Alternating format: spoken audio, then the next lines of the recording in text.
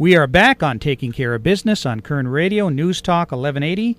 Our guest is Eric Metaxas, author of Amazing Grace, and Bonhoeffer, pastor, martyr, prophet, and spy. Marty, I am really excited today because this is one of the best programs that I think we've had in many, many months. Oh, thank you. Boy, that's great. Thank you, Clay. I think it is, too. It's one of those subjects that I think it asks a lot of questions of each of us that we'll get into in a little bit. Eric, your three biggest books in my mind are Squanto, Amazing Grace, and Bonhoeffer.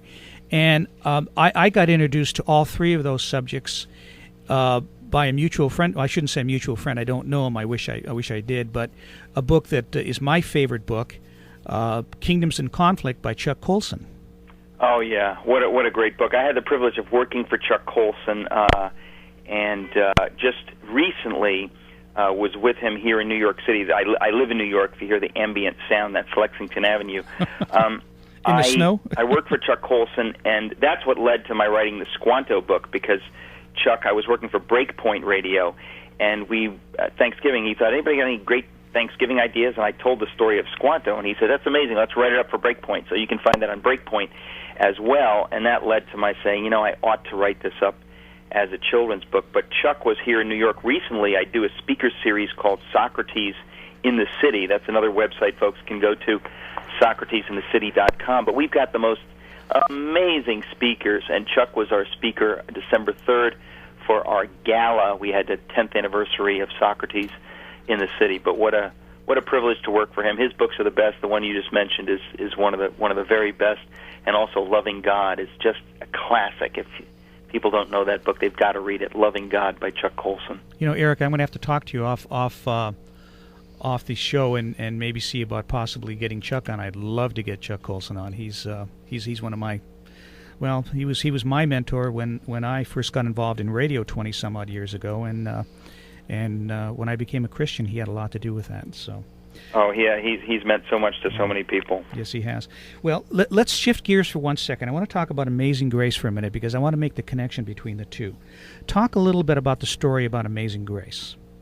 Well, Amazing Grace, William Wilberforce, born in 1759, died in 1833, was the man in Parliament to lead the battle against the slave trade. He is the pioneer in the world of abolition. Frederick Douglass, Abraham Lincoln, all the abolitionists looked back to Wilberforce. He was the father of the cause. And he fought the battle in the late 1700s, before anybody seemed to be talking about it very much. He was leading the battle, and the parliamentary victory was 1807 in Great Britain to end the slave trade. Not to end slavery, that didn't end until 1833, but to end the slave trade, that was 1807. My book is all about that. It's really a biography of his whole life. I'd heard his story many times. Oz Guinness, who's a friend, and Chuck Colson, whom we just mentioned, were often referencing Wilberforce, so I knew about him, but it wasn't until the movie was coming out that somebody asked me whether I'd like to write a biography to go along with the movie. So the movie wasn't really based on my book, but they were marketed together with the same title. And it was the first time that I really thought seriously about writing a biography. And, of course, that's just what I did. I wrote it, and that led to my writing Bonhoeffer. Now, and here's a man, William Wilberforce, who, for 30 years he did nothing but pray and work. He was a politician for a while. He worked on ending that slave trade. I mean, that was his life work. Yes. for 30 years. Yeah, and it didn't even end there, because once the slave trade was ended in 1807, there were all kinds of other, we want history to be really simple and black and white, but it's not. It's very gray and muddy and confusing and difficult. And the case of Wilberforce's life it's an illustration of that. In 1807, they win this great battle. Okay, so, end of story, end of the movie. But there's a lot more to the story, because now you've got to enforce it, and enforcing it was very, very, very difficult, because it's like the mafia. They're not going to go out of business just because you passed a law. And the slave traders are not going to go out of business just because they had passed the law. So suddenly it has to be enforced in all kinds of clever ways.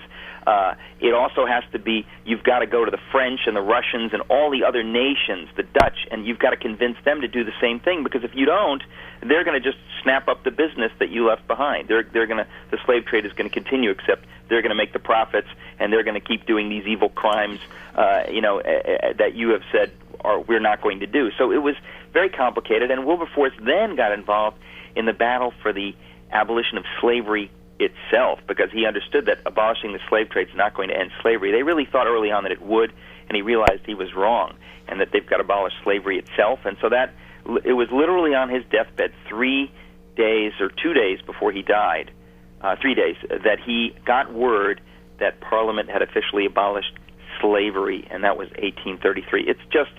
It's an amazing story. The title of my book is Amazing Grace, and I have to say, what a privilege to have written it. I can hardly believe that I got that opportunity. Well, you've written 2 books on 2 incredible individuals, Wilberforce and Bonhoeffer, and there's almost a connection there in my mind. You're looking at men that have stood up in their own individual times and made a difference. Going back to something that Chuck Colson says in his book, do you feel it's the role of believers, whatever your religion happens to be, to hold the state to moral accountability, which is what Wilberforce and Bonhoeffer both did? Well, I can only speak as a Christian because I am a Christian, but it's very clear if you read what Bonhoeffer writes, that is the role of the church, that we are to hold the state accountable. If the state is abusing human beings, it's the role of the church to stand up and to say, no, you can't do that, and we're going to try to prevent you from doing that. That's something that's that's a theological position Bonhoeffer takes, and I do agree with it, that is the role. You can't simply say, oh, our job is just to be spiritual. Well, what does that mean? If your brother is being killed and abused, are you not responsible before God to do something about it? Or are you supposed to just turn, look the other way, and say, oh, I'm going to church, I don't want to be bothered? Is that what a good Christian does? Well, obviously not.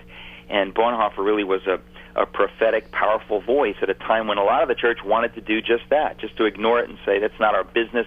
Well, of course it's your business, and you might not want it to be your business, but God says it's your business. So it's a very, very tremendous responsibility that people of faith have. But what choice do we have but to obey what God asks us to do? Sure, and I think a lot of people get hung up on the old separation of church and state. But when you look back at colonial times, look at de Tocqueville, Democracy in America. He talks about the church when he came here from France and observed America. He looked at the church and the fact that the church wasn't a part of government, but it yet held the government accountable by Christians or believers being involved in the process to make sure that we hold our moral compass, and we've lost that, unfortunately, today.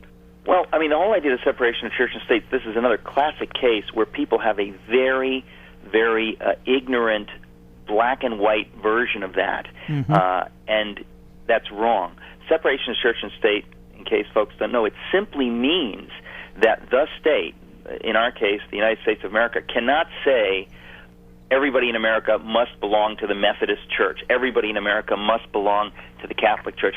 Everybody has the freedom to do what they like in the sphere of church, and the government cannot establish one religion over others. That's all that it means. And by the way, most people also know that phrase, separation of church and state, that's not even in the Constitution. It's a separate thing that Jefferson wrote in his letter to the Danbury Baptists in 1803, I think it was. That's my hometown, so I always remember Danbury Baptist. But it has nothing to do with saying that religion has no place in public life.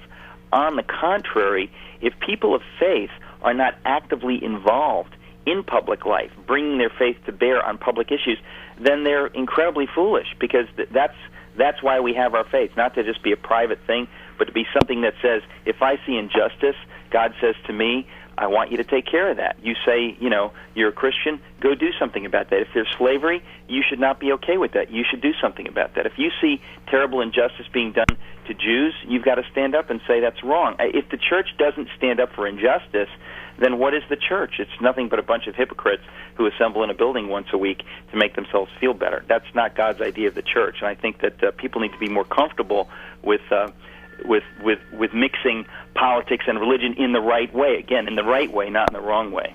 Yeah, I totally agree. We are having a conversation with Eric Metaxas, author of Bonhoeffer, Pastor, Martyr, Prophet, Spy, and we'll be back in a minute on Taking Care of Business on Kern Radio Newstalk 1180.